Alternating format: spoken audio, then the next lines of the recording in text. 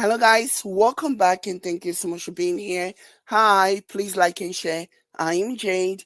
So, I do have a quick update with regards to the ongoing family feud between Peter, Paul, and Jude Okoye of the defunct P Square fame.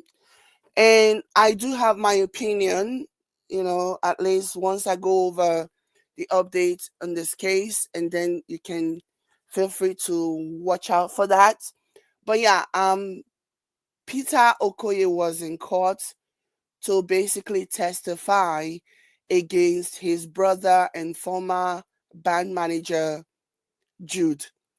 And it's disheartening to see how low this entire family has sunk.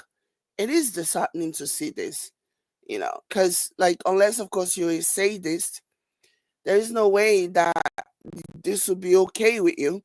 But, anyways, let me go ahead and share something that I found. So it says, this is from LIB. It says the Economic and Financial Crime Commission on Monday, April 14, presented Peter Okoye as its first way, not be even seven, not be even second, not be even 20th.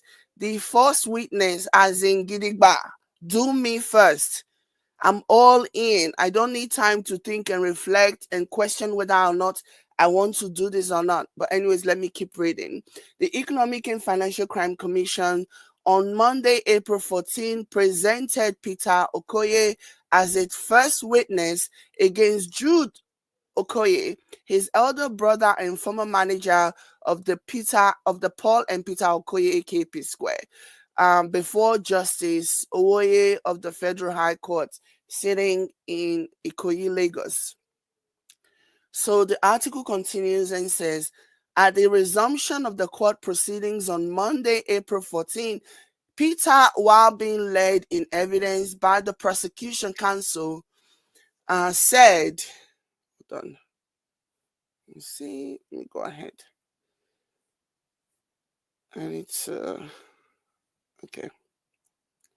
So Peter, while being led, said the group P Square started sometime in 1997, but in 2017 it was disbanded. We stayed apart for about 5 years, but in November 2021, the group came back. Before Jude became our manager, we had several managers, including Chioma Ugochi, who managed us when we were in the secondary school and in the university, and the late Bayo Odusami, who managed us for 5 years. Thereafter, my twin brother and I managed the band for a couple of months before we decided that he, Jude, would manage us and not side entertainment. So, yeah, from what I'm reading, it doesn't seem as though Peter was too keen on having Jude manage them. Maybe there has always been a trust issue. That's the vibe that I am getting. Okay. So, because even after they made one of the manager went away and the other one passed away, they managed themselves for a couple of months before deciding that they will bring Jude in to manage them and not side. So that tells me that does not exactly inspire confidence. That tells me that there really was a shortage of confidence that at least Peter had towards, like, he didn't necessarily trust him through and through. So he was very, based on what he's saying, he was very apprehensive about having him as their manager. That's the vibe I'm getting. You guys can tell me what you think about it, anyways. So continuing, the article said, so we continue running our business, but we were always having issues about how he was running the business. The issue were mainly about the fact that he was the sole signatory to all bank accounts in EcoBank, Zenith, and FCMB. Like, that's wild. That is wild. There's a lot of things that I am just seeing here, lots of red flags. You guys know how I am with my red flags. Like there's so much, a lot of things happened, and they probably would have been better off if they had hired an outsider to manage them. Because when it comes to money, unless that family is a family that is really grounded, or unless that friend is a friend that is really grounded, nothing breaks up alliances more than money. Nothing breaks it up quicker than money. Okay, so continuing, the article say these issues lasted for a couple of months. I didn't have access to the account until the current Minister of Aviation, Mr. Festus Keyamo, who was our lawyer, said we needed a sharing formula. While giving further evidence, he recalled an incident when the brothers were building their houses in Okoye, saying, the funding of the house project was by Northwest Entertainment Limited, but they just stopped financing my house for 6 months. The accounts were owned by the company, while Jude was the only signatory to all the accounts. At some point, I think he meant to say, I approached him and my twin brother, Paul, to know why they stopped financing my project. But what I heard from them was, as you leave P Square, you leave the money. Like, that is crazy talk, okay? That is crazy work. To say, as you leave P Square, you leave the money. If this is true, if this is really what they said to Peter, he has every right to fight this.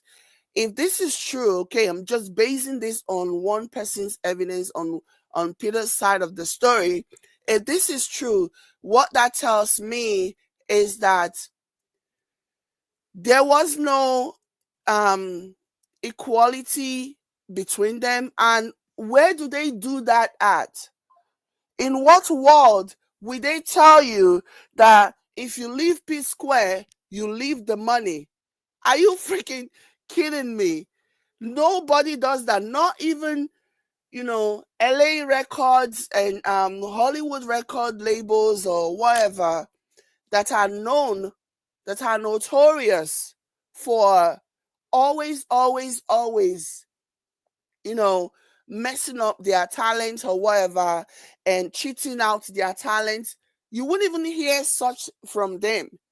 Like, it is so crazy that they will tell this man that if he leaves P Square, he leaves the money. So all the money that he worked for, the royalties and everything that he helped make on account of being a part of the P Square brand. So he's just going to let it go. Every royalty that he should be enjoying, because a lot of people, celebrities, artists, musicians, or whatever, actors, whenever their time is over on the spotlight, whenever it's over, nobody's checking for them anymore, a lot of them rely mostly on the royalties from their previous body of work, because it just continues to pay, continues to put food on the table. There's so many, for example, when it comes to actors, right? There's so many streaming service now who want to bring some of the old movies back, the old TV shows and the old songs and all this other stuff. They buy those things. They buy rights to those old movies and old shows and old music. And that's how artists who have dedicated their lives in their heydays doing their craft, doing what they love, that's how they continue to eat even in the later part of their years, because the good work that they have put in it always, ensures that they continue to like reap the reward of the good work that they put into it. So tell me why they will tell this man that if you're not a part of the P Square brand, then too bad. Oh well, you might as well forget about all these other financial rewards that you have actually worked for. It's not saying that they continue to pay him for future work that he's no longer a part of. That's not even what's going on here. He's just saying that he wants to be compensated for the previous body of work that he has done. And these people are telling him that once he leaves, he forfeits all the body, all the money that comes with the royalties and everything that he has worked for, that he more than deserve. They are his right. Anyways, this is his side of the story. I always like to look both sides and then sneak and find the truth somewhere in between the stories. But at the end of the day, it is still money. Not money, oh, this is not money. So the fact that these people cannot take their mess out of social media, the fact that they could not take their mess out of court, just really tells you that they didn't really have a solid foundation growing up. Okay? It's bad enough if siblings are feuding like this, but it's extra, extra bad if a set of twins among the feuding siblings are feuding. Like, twins are supposed to stick together. They shared a womb for 9 months. There is a bond that not a lot of people understand that exists between twins. So it's just sad. And it makes me really wonder the fact that they will take this thing as far as they've taken this. It makes me wonder, one, was there really ever love? What kind of home did they grow up in? Was there like a competition? Did their parents do their best to bring them together, to make them a wholesome family? Or is this just a situation of family, siblings, doing their own thing now because their parents are no longer alive? It just really makes me question, was there ever really love between these people to begin with? And I don't even mean about the music industry or whatever I just mean in general. Did they ever have love for one another? Because if you have love for yourselves, you will not let this escalate. You might not speak to your sibling for however long or whatever, but to take them to court or to bring the matter to social media, to me, I just find it so disgusting and totally unnecessary. And to me, it just shows that there really was no love between them. I'm looking at this whole situation play out and I'm thinking, these people are the kind of people that will use their own relative to do blood money. Because if you cannot put differences aside, okay, and if there was love between them, they would not have allowed this. The aggressor and the aggressed, especially the aggressor, whoever is found to be the aggressor in this situation, if there really was love between them, the aggressor would not have taken it as far as they did. And the aggressed, I mean, at some point, you have to take a stance and be like, I'm not going to allow these people push me over. I'm my own man. I'm a man of myself. So I will not let them push me over. I'm going to fight for myself and I'm going to speak out for myself. And he's doing that because I guess people have some things to say. They didn't like the fact that he testified against his brother in court, and so people were criticizing him for that. And this is what he had to say about that. Let me go ahead and share my screen. This is what he had to say to the people. Hold on. So this is what he had to say to the people that were criticizing him, because people are still blaming him. People are still saying that this is his fault. He should not have done this or whatever. Think about family. I think it's too late now for anybody to try to emotionally blackmail this man and tell him to think about the family. I think that ship has sailed. That ship has sailed. Okay? Now he wants to talk. Now he feels like they have victimized him for so long and he now wants to tell his side of the story. So anyways, this is what he posted to the people that were basically dragging him for testifying against his elder brother. So he said, don't let quote unquote family be the reason you are drowning in silence. I did for over 20 years plus. Okay? And it's almost cost me everything. But now I know better. Love doesn't manipulate, loyalty does not betray, and family does not steal from you. Family that steals and breaks you isn't family at all. Real family doesn't drain you, shame you, discriminate against you, or ignore your pain. My sanity matters. My mental health matters. My mental health is a priority.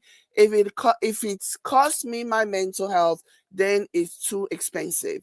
So this is what he posted because people were like dragging him and saying, "How can you do this? They're your brothers." We don't know what this man has been through. We don't know how long he has tried to resolve this thing without escalating. But judging by the way that the side Paul has taken in this situation, is very clear that this has very much been a case of 2 against 1, meaning Paul and Jude were, fighting him. Like he was combating with Paul and Jude. That's the vibe I'm getting from all of this. It is so sad that it has to escalate to this point, but it still goes back to the upbringing. It still goes back to the lack of love, I think, in my opinion, that exists between them, because I don't know how else things would just sour so badly, how things would just deteriorate so badly. At this point, this really is beyond repair. Because even if by some miracle, somebody is able to reconcile all of them together, the thing, what I don't pass Gary, there is a thing that we say in my dialect that says, "Ose nagba silegbe ye court, egokparo na ya to egbese." Somebody, your friend though, that you have dragged to court, or you both have dragged each other to court, like the original friendship, the one that you once had, no longer exists. It's over, it's done. And even if somebody is able to like penetrate and reconcile them and settle them, I think a lot of damage has been done, and those things cannot be undone. But again, time heals all wounds. But we're gonna keep you posted on this story. Like this video if you care, and also share if you care. I will catch you later. Bye.